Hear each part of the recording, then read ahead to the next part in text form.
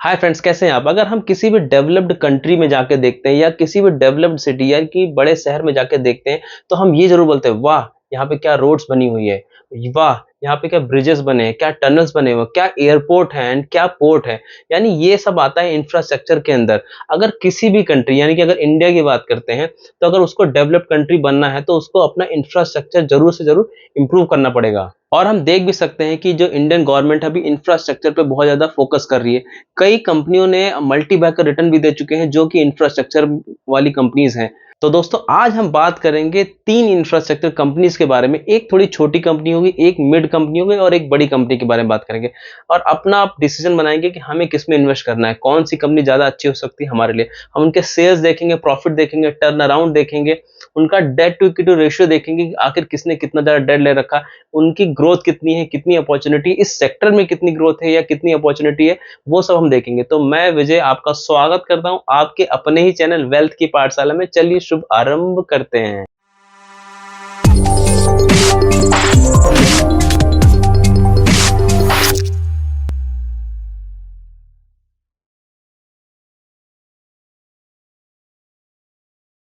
तो दोस्तों ये तीनों कंपनीज हैं, जिसमें से पहली कंपनी आती है आरबी इंफ्रास्ट्रक्चर, दूसरी आती है पीएनसी कंपनी, तीसरी आती है एसआरएम कॉन्ट्रैक्टर्स। यानी ये तीनों कंपनी के बारे में आज हम डिस्कस करेंगे। सबसे पहले अगर हम आईआरबी इंफ्रास्ट्रक्चर डेवलपर्स लिमिटेड की बात करते हैं, तो ये mainly road and highway sector में है, यानी रोड्स बनाती है और हाईवेज बनाती है।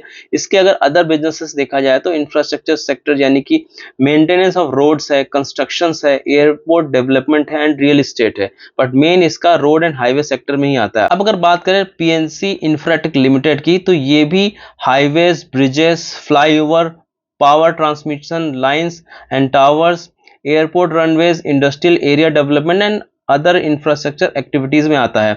इसी तरीके से बात करते हैं अगर एसआरएम कॉन्ट्रैक्टर्स की, तो ये थोड़ी छोटी कंपनी है, यानी कि ओनली 478 करोड़ की कंपनी है, तो उसके मुकाबले में कम काम करेगी जो बाकी दोनों कंपनी है। तो ये भी रोड्स बनाती है, ब्रिजेस बनाती है, टनल वर्क करती है एंड स्लोप स्टेबलाइजेशन करती है।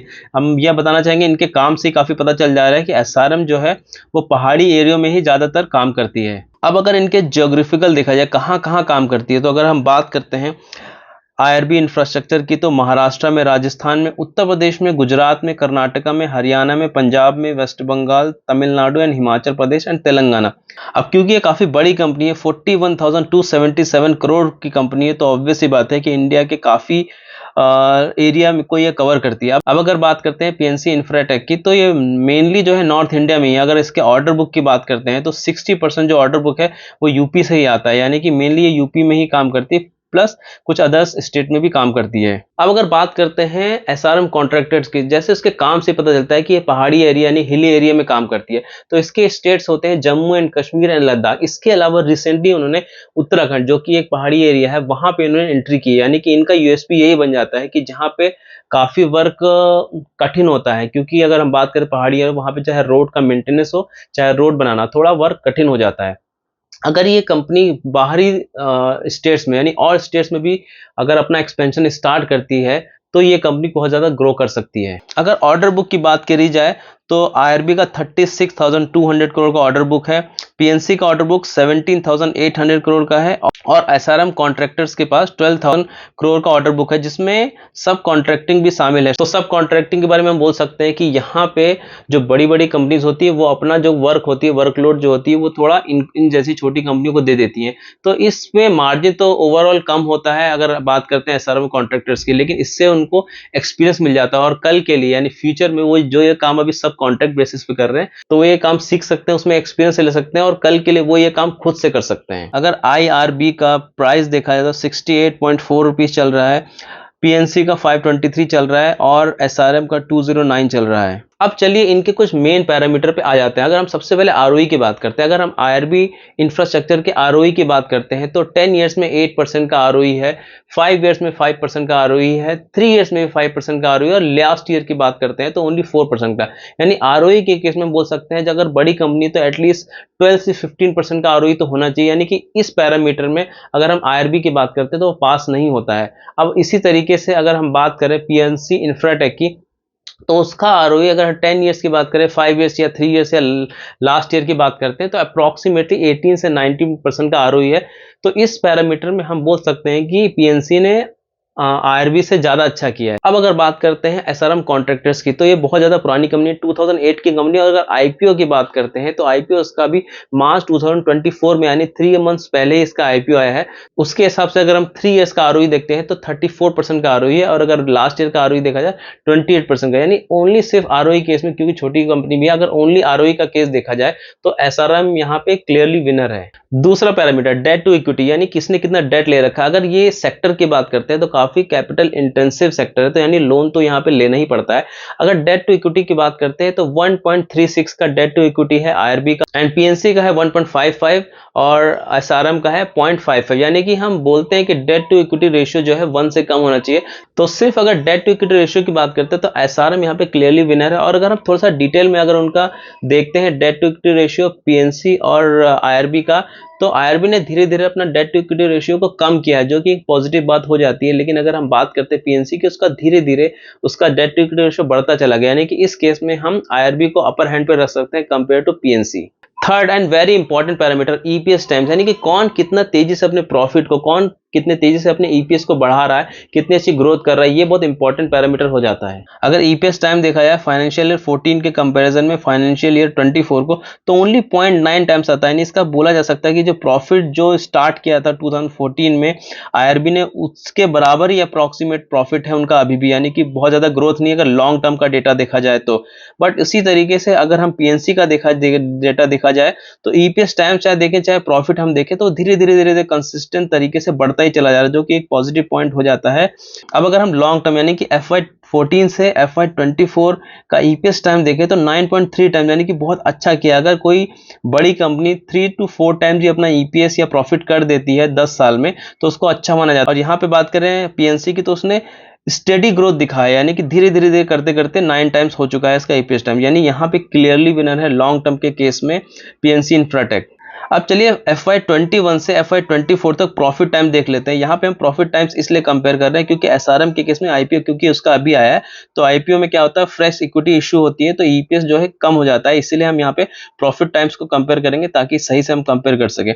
अगर प्रॉफिट टाइम देखा जाए 3 ईयर्स का, यानी कि FY21 से FY24 तक, तो 5.2 टाइम्स आता है आईआरबी का, 1.8 टाइम्स आता है पीएनसी का, 3.4 टाइम्स आता है एसआरएम का। यहाँ क्लियरली विनर यहाँ पे आईआरबी। तो हम यहाँ बोल सकते हैं कि पिछले 3 से 4 साल की अगर बात करते हैं तो आईआरबी ने बहुत अच्छा प्रदर्शन किया है। उसी का जो प्रदर्शन है, जो प्रॉफिट टाइम से चाहे वो ईपीएस हो, जो बढ़ा है, वो उसके स्टॉक रिटर्न में भी साफ साफ झलकता है। अगर प्रॉफिट ग्रोथ FY24 की बात करते हैं तो आईआरबी ने 16% का डिग्रोथ दिखाया है, 38% का ग्रोथ दिखाया है पीएनसी ने, 42% का ग्रोथ दिखाया एसआरएम ने।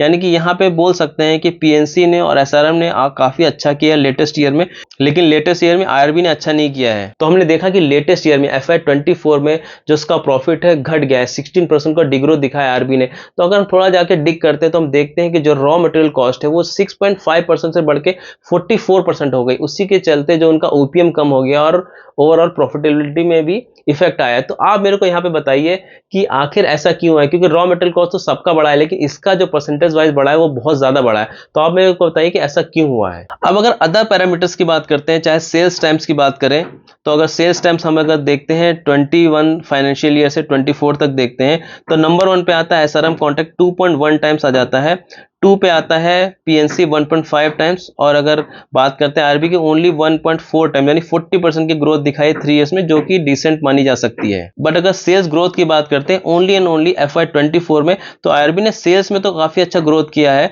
जो कि 16% की ग्रोथ दिखाई है, पीएनसी ने 9% की ग्रोथ दिखाई है और एसआरएम ने 14% की ग्रोथ दिखाई है। दोस्तों ओपीएम परसेंटेज यानी ऑपरेटिंग मार्जिन कितना, ये बहुत ज्यादा इंपॉर्टेंट होता है। जो कंपनी अच्छा खासा ऑपरेटिंग मार्जिन अर्जित करती है वो कंपनी अच्छी मानी जाती है। अब अगर हम इनके ओपीएम परसेंटेज को देखते हैं तो अप्रोक्सीमेटली 44% से बढ़ते बढ़ते 49% हुआ आरबी का, फिर अभी रिसेंटली घट के FY24 में, जिसका मैंने रीजन बताया था कि जो रॉ मटेरियल कॉस्ट है वो बहुत ज्यादा बढ़ गया है इन केस ऑफ आईआरबी, इसीलिए उनका FY24 का जो ओपीएम है 41% हो गया है। अब अगर बात करते हैं पीएनसी का, तो उसका अप्रॉक्सीमेटली 20% का ओपीएम रहा है। यानी अगर इसने अपना ओपीएम आने वाले समय में बढ़ाएगा तो ये काफी अच्छी कंपनी बन सकती है। उसी तरीके से अगर एसआरएम कॉन्ट्रैक्टर्स की बात करते हैं तो काफी छोटी कंपनी है, इसीलिए अब धीरे धीरे बढ़ते बढ़ते 10 से 13% का उनका ओपीएम है। यानी कि आने वाले समय में ये भी अगर अपना ओपीएम बढ़ाते हैं, जो कि इकोनॉमी ऑफ स्केल से होगा।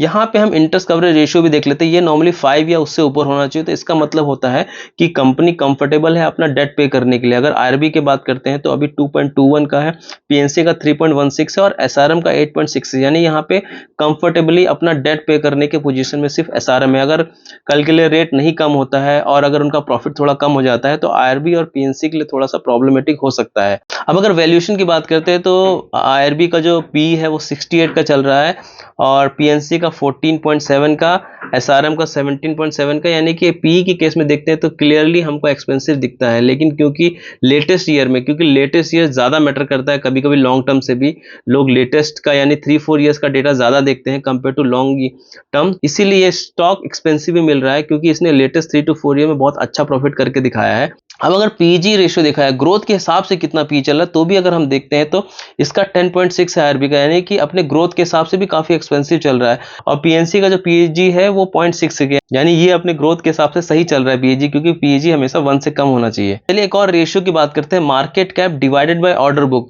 यानी ऑर्डर बुक के हिसाब से कितना एक्सपेंसिव है स्टॉक, वो भी देख लेते हैं।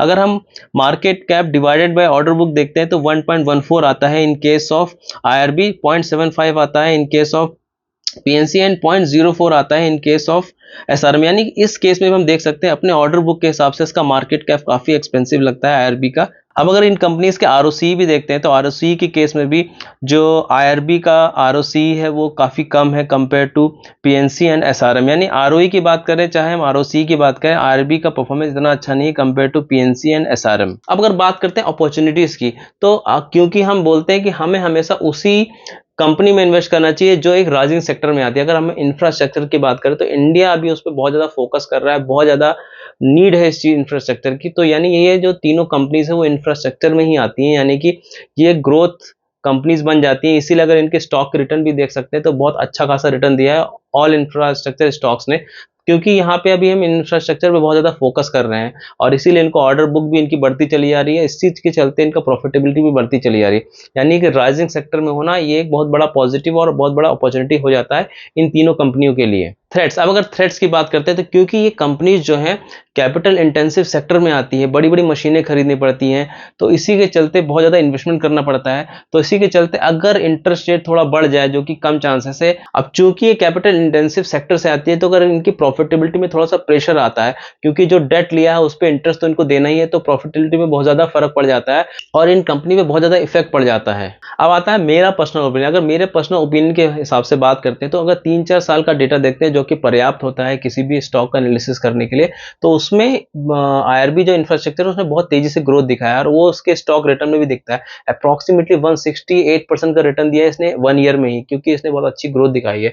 बट अगर लॉन्ग टर्म का डेटा देखते हैं तो आईआरबी इंफ्रास्ट्रक्चर बहुत ज्यादा इंप्रेसिव नहीं लगता है। अगर लॉन्ग टर्म का डेटा यानी 10 ईयर्स का डेटा देखा जाए तो एक स्टेडी ग्रोथ, यानी कि अच्छे से धीरे धीरे जिसने ग्रोथ दिखाई वो है पीएनसी इंफ्राटेक। तो अगर आप इस तरह की कंपनी देख रहे हैं जिसने 3-4 साल में ग्रोथ दिखाया है तो आप आईआरबी के लिए जा सकते हैं, और अगर आप देख रहे हैं कि लॉन्ग टर्म में धीरे धीरे किसने ग्रोथ दिखाया है तो पीएनसी इंफ्राटेक के लिए जा सकते हैं। बट अगर आप एक छोटी कंपनी देख रहे हैं जिसमें छोटी कंपनी हो जाती है या माइक्रो कैप कंपनी, तो इसका मतलब रिस्क तो बहुत ज्यादा बन जाता है लेकिन अपॉर्चुनिटी भी बहुत ज्यादा होती है। तो अगर आप इस तरह की कंपनी देख रहे हैं तो आप एसआरएम के लिए जा सकते हैं। अगर मेरा पर्सनल देखें तो मैंने एसआरएम में होल्डिंग ले रखी है, बट कोई भी डिसीजन लेने से पहले आप अपने फाइनेंशियल एडवाइजर से एडवाइस ले लीजिए, क्योंकि अगर प्रॉफिट होगा तो वो आपका होगा और अगर लॉस होगा तो वो भी आपका होगा। तो अगर वीडियो पसंद आता है तो उसको लाइक कर दीजिए, फैमिली और फ्रेंड के साथ शेयर कर दीजिए। अगर अभी तक चैनल को सब्सक्राइब नहीं किया है तो अब तो सब्सक्राइब कर दीजिए। Thank you so much for watching this video. Remember one thing, learning is earning. जय हिंद।